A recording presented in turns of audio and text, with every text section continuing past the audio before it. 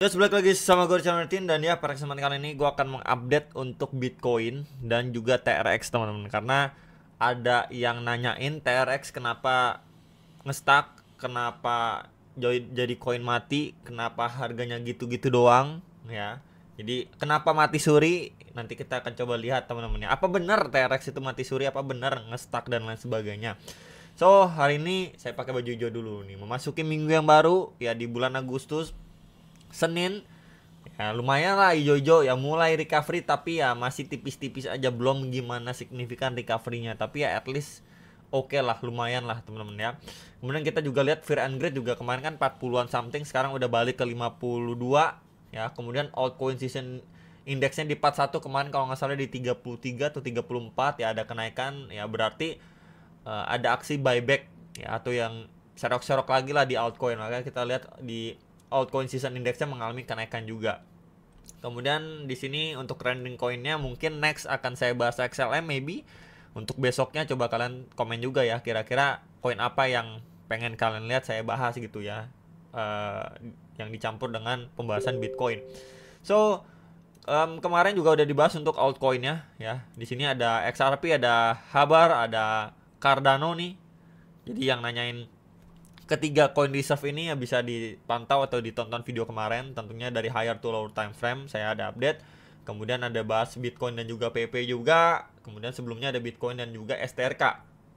So kita lihat dulu Bitcoin ya. Jadi Bitcoin pakai chart kosongan kayak gini ya. Sebenarnya weekly-nya closing seperti ini teman-teman. Sama nih. Sebelumnya juga sempet kok kayak begitu juga. Ya tuh, red candle. Pernah nggak waktu dia rally kenceng kayak gitu terus akhirnya koreksi? Pernah. Di sini sideways kemudian koreksi, red candle muncul. Nah, ini juga sama teman-teman, sangat-sangat wajar gitu ya. So kalau kita ngomongin worst case, di sini kan sempet ya dia retest hampir mengenai EMA 21.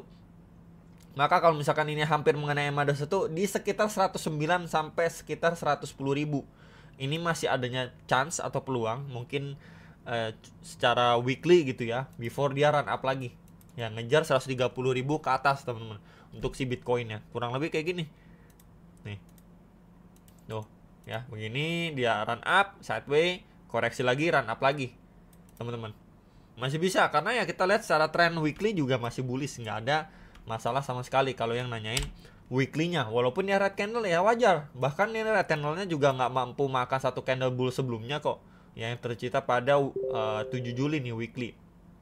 Kemudian kalau kita lihat secara daily, nah ini daily-nya teman-teman. First of all kita bisa lihat dulu, oke, di area ini. Nah ini pas SNR sebelumnya nih. Kalau saya adjust sedikit, nah resisten become support nih, saya tandain nah putih tuh 110 112.400-an dolar ya, hit tuh teman-teman, kemudian mantul. Nah sekarang PR-nya untuk Bitcoin daily, di sini kan sebelumnya ada yang namanya support ya, di sini ada yang namanya support teman-teman di sebentar ya, 116.000 sampai 117.000 ya, plus di sini deket sekali dengan EMA 21, jadi antisipasi sekali lagi ya, kalau saja dari sini turunnya agresif, naiknya dia bertahap. Ini adanya rejection kembali bisa ya, baru mungkin di sini nanti teman-teman melihat wah di sini adanya bullish divergence dan lain sebagainya daily, bisa juga teman-teman ya. Ini untuk another view untuk antisipasi ya, itu yang pertama. Kemudian kalau kita gunakan Fibo ya, dari highestnya dia ini satu pergerakan swing terakhir ke lowestnya, dan kita lihat di sini pas tuh di zona yang tadi saya tandain itu ada retracement atau Fibo 0,5 sampai 0,6 tuh ya. Jadi secara Fibo area ini juga valid ya teman-teman tuh, bisa dipantau juga nih dua area ini. Oke, jadi secara zonasi, secara Fibo udah oke juga dapet. Kemudian kalau dari sini dia malah mampu break ya, tentu kita bisa menggunakan tools lain seperti trend resistance ini yang berkali-kali mereject pergerakan dari si Bitcoin ya. Kemudian kita boleh tambahkan juga di sini ada area supply nih, highest terakhirnya dia nih waktu bantingan pada 31 Juli ya, ini di sekitar area atau harga 117.870 sampai 118.890 dolar ya. Ini sekali lagi bisa dipantau untuk yang nanyain Bitcoin untuk skenario bearish-nya. Ya, bearish dalam artian secara short to mid term, teman-teman. Jadi at least dia naik untuk dia rejection turun bikin lower low baru, atau ya sedikit naik lebih tinggi lagi before mungkin adanya rejection. Tapi kalau misalkan dia mengambil yang lebih atas, sebenarnya lebih oke. Ya, kenapa saya bilang kayak gitu? Bisa aja dari sini. Ya, di sini kemudian somehow dia adanya rejection, retest balik terhadap SNR ini ya. Support resistance ini akhirnya dia break. Nah, justru lebih bagus teman kalau bisa dia bisa break di atas 117.000.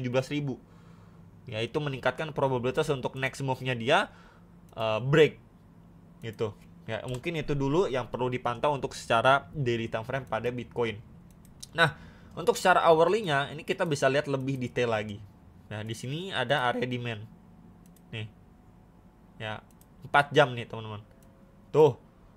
Di testing sama Bitcoin walaupun cuman bikin tail candle nih tipis-tipis aja. Tuh. Ya, tipis-tipis aja. Kemudian kalau kita pantau sebenarnya di sini ada previous area atau supply ya, time frame 4 jam di 115.375 sampai 116.046 dolar. Ini sekali lagi bisa dipantau untuk area terdekatnya. Kemudian kalau kita gunakan Fibo juga dari internalnya, teman-teman. Oke, dari highest to lowest-nya dan ya pas retracement 0,5 sampai 0,6 nih. Di box merah yang tadi sudah saya markingin atau saya tandain untuk teman-teman. Sebelumnya juga menjadi support juga nih tuh. Tuh. SNR juga, teman-teman. Ya, jadi untuk time frame 4 jamnya ini sekali lagi bisa dipantau dan so far sih mantulnya masih tipis-tipis aja nih, teman-teman, tuh. Bertahap ya. Jadi antisipasi kalau nanti next dia masih lanjut naik di sini pun adanya rejection. Kecuali somehow di sini dia bertahap akhirnya dia mampu break ya, baru adanya retracement, it's okay. Sebelum dia lanjut naik lagi, ya mungkin ngejar next area 118.000 119.000 dolar. Kenapa saya bilang oke? Pertama, berarti high level di sini udah mampu di take out. Itu yang pertama, ya. Berarti dia udah bikin high level yang baru nih secara internalnya. Lalu next adanya retracement untuk dia bisa run up ke next targetnya. Teman-teman, berarti di sini udah ada shifting nih. Sebelumnya di sini orang-orang pada sibuk jualan, ya. Somehow di sini udah mampu di break, berarti kan orang-orang udah nggak tertarik lagi jualan di situ. Mungkin akan lebih tertarik jualan di harga lebih atas. Jadi akhirnya market dibonek dulu. Ya, itu bisa diperhatikan untuk Bitcoin hourly.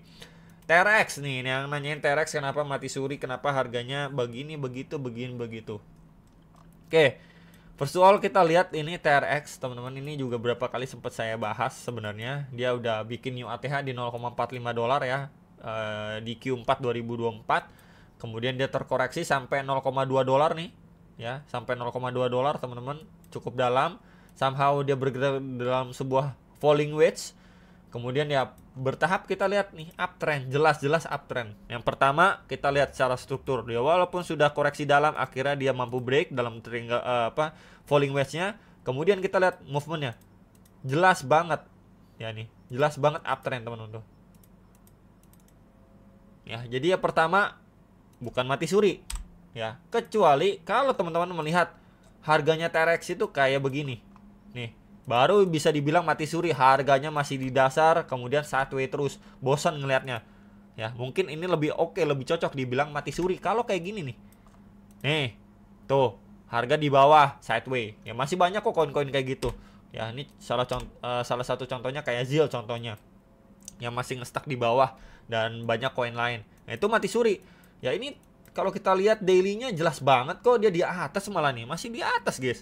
Apanya yang mati suri gitu ya? Nggak valid sama sekali kalau yang bilang mati suri atau enggak harganya nggak kemana-mana. Yes, memang kalau teman-teman melihat 1 minggu 2 minggu terakhir harganya masih di sini-sini aja. Tapi untuk teman-teman yang waktu koreksi udah beli-beli di Februari, di Maret, di April bahkan ya, udah dapat gain berapa nih? Coba saya akan ambil dari range tengahnya nih ya, range tengah ini. Jadi nggak paling bawah, nggak paling atas, range tengah lah tuh. Sampai harga sekarang aja udah naik sekitar, udah dapat gain 40%, teman-teman. Dan bahkan waktu retracement terakhir nih pada Juni nih, pada 22 Juni beli di sini pun ya, ini di 0,264 something, ini juga masih gainnya 24-25% gitu. Masih oke, teman-teman, oke banget ketimbang altcoin lain yang masih banyak yang memble di bawah gitu, masih drop dalam, masih nyangkut dan sebagainya gitu ya. Jadi Yang pengen saya update untuk TRX ini jelas-jelas dia masih uptrend, itu yang pertama. Lalu kedua dia nggak mati suri. Lalu ketiga dia masih bullish secara trend. Dan ya ini bahkan terakhir juga dia masih bikin higher high kok nih. Tuh secara struktur bullish teman-teman, nggak ada bisa dibilang apa masalah sama sekali. Nih dia break high sebelumnya, kemudian posisi retest, kemudian adanya mantul. Dimana koin-koin lain kemarin-kemarin kan kalau teman-teman lihat koreksinya itu lumayan kayak XRP di 2,7 dolar something ya. Ya at least TRX mungkin bisa beginilah ya, sama baru adanya recovery kecil-kecil gitu ya. Dia jebolin di bawah EMA21 dan retest terhadap previous SNR-nya aja enggak, teman-teman. Berarti kan trennya sekuat itu ya. Kita gunakan sebuah trendline support juga bisa tuh, masih kejaga. Tuh, trendline support nih kena touch 1 2 doang. Dia masih kejaga di atas EMA21. Jadi so far jelas banget kok ini bullish gitu. Nggak ada masalah sama sekali. Ya mungkin teman-teman kalau misalkan udah beli di sini, ya itu adalah keputusan yang menurut saya sebenarnya kurang baik. Kenapa? Ya pertama, ini dia lagi kuat kayak gini, lagi rally, terus kamu beli di resisten kayak gini. Ya. Kemudian mengharap dari sini kamu cuan 200% ya susah, Bro. Ya. Kalau mau berharap kayak gitu ya kemarin-kemarin nih. Ya, tuh balik lagi waktu akumulasi bosen-bosennya, waktu mati suri di 2022, 2023 nih, masih ngestak di 0,06, 0,07 dolar, 0,05 dolar gitu ya. Di sini beli baru expect 100%, expect 200%. Ya sekarang harganya udah rally. Ini kamu lihat di sini, bahkan ini kan di previous high-nya dia nih. Kita lihat nih, ini sempat adanya tahanan juga pada Desember, ya 7 Desember. Beli di sini, kemudian berharap dia cepet-cepet 200%, ya itu yang salah, adalah salah pola pikirnya ya. Pertama belinya di atas, kedua harga di atas juga kamu berharap dia masih bisa ngepump 2x, 3x, 4x, 5x, sesegera mungkin dia pump. Nggak begitu juga caranya. Tentu kalau misalkan melihat koin-koin yang kayak gini, walaupun secara tren masih kuat, masih bullish ya, tapi secara risk rewardnya itu udah kurang bagus. Kenapa? Karena ya balik lagi, harganya masih di atas. Walaupun bisa naik pun cuma naik berapa persen aja ketimbang koin-koin lain yang masih dalam tanda kutip underperform, belum kebagian money flow, ataupun yang naiknya masih baru sedikit naiknya tapi proyeknya bagus dan lain sebagainya bla bla bla. Itu justru mau menawarkan risk reward yang jauh lebih bagus ketimbang TRX. Tapi balik lagi ke topiknya, TRX bukan mati suri. Ya, itu jelas banget. Nah, harganya ya ini masih koreksi wajar guys, sama kayak gini. Waktu dia udah naik, ya wajar dong koreksi. Kemudian up lagi. Kan kayak gitu, kamu lihat aja nih dailynya. Seperti itu kok biasanya. Dia up, koreksi, kemudian up lagi. Di sini juga, dia up, koreksi, kemudian up lagi. Selalu ada kenaikan dan selalu ada yang namanya koreksi, teman-teman. Ya, jadi ketika kamu beli, mungkin beli waktu koreksi-koreksi gitu ya sabar. Kalau memang nggak bisa sabar ya udah. Mungkin bukan tempatnya bermain di kripto ataupun di sarana investasi finansial seperti ini gitu.